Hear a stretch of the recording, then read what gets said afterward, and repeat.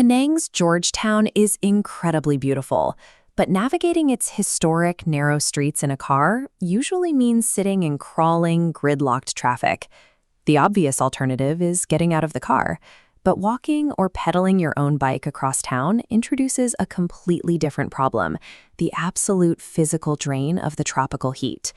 This creates a need for micromobility, a middle ground solution to bridge the gap between sitting in an air-conditioned traffic jam and exhausting yourself on the pavement.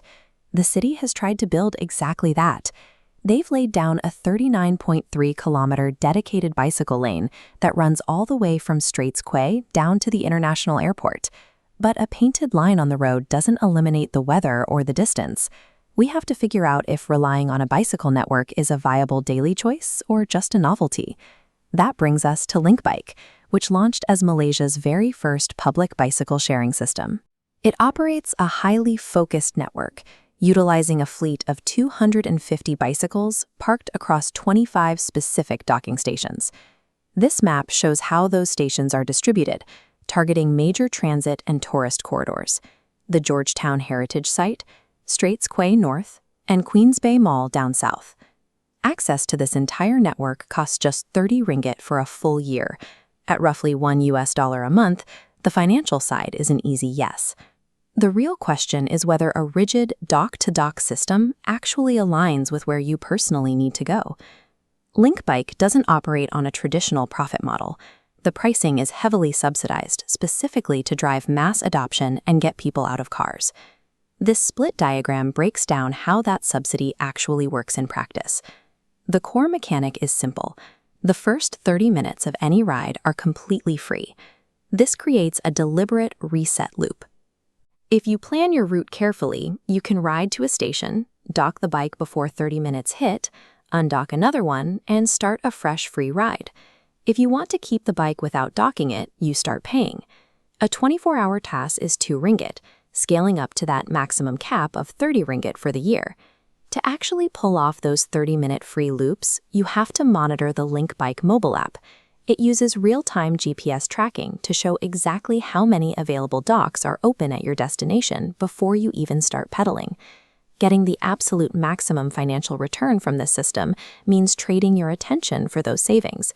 You have to actively watch the clock and rigorously plan your route around those 25 fixed hubs. Beyond the route planning, there's the physical reality of riding a bike in a tropical climate. You are manually pedaling in high humidity. It's a stark contrast to calling an e-hailing car, sliding into the air conditioning, and being dropped exactly at your door. Link Bike is designed as a last-mile connector. To cover longer distances across the island, you have to do the legwork of physically integrating your bike rides with Penang's public bus routes. If you don't want to rely on a smartphone and mobile data to manage this, the system offers a physical Link Bike smart card.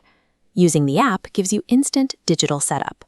Relying on the physical card means you have to travel to the Link Bike office at the Esplanade every time you need to top up your balance. Using this system is a direct transaction. You give up the door-to-door comfort and seamless digital convenience of a car in exchange for an incredibly cheap way to move around the city. That localized personal trade-off feeds directly into a much larger goal for the island. The City Council built Link Bike to be a highly visible, hands-on tool. It proves to residents and tourists alike that replacing short car trips with a bike actively reduces traffic congestion.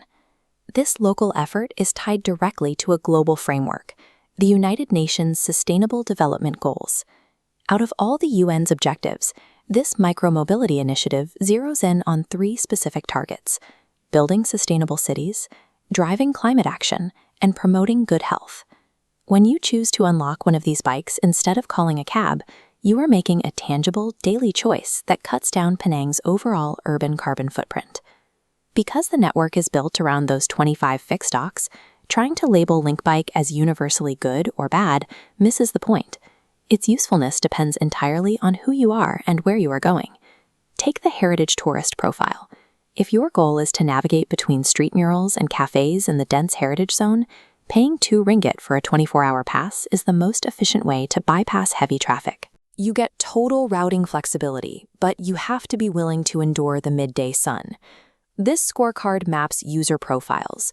For a local commuter, the 30 ringgit pass is unbeatable if your apartment sits near existing hubs. For the non-user hauling a heavy briefcase outside the Georgetown to Queensbay corridor, this system isn't built for your routine. Link Bike doesn't replace the car for everyone, but if your daily habits map cleanly onto a distance structure, it's a highly optimized tool that offers incredible value for navigating Penang.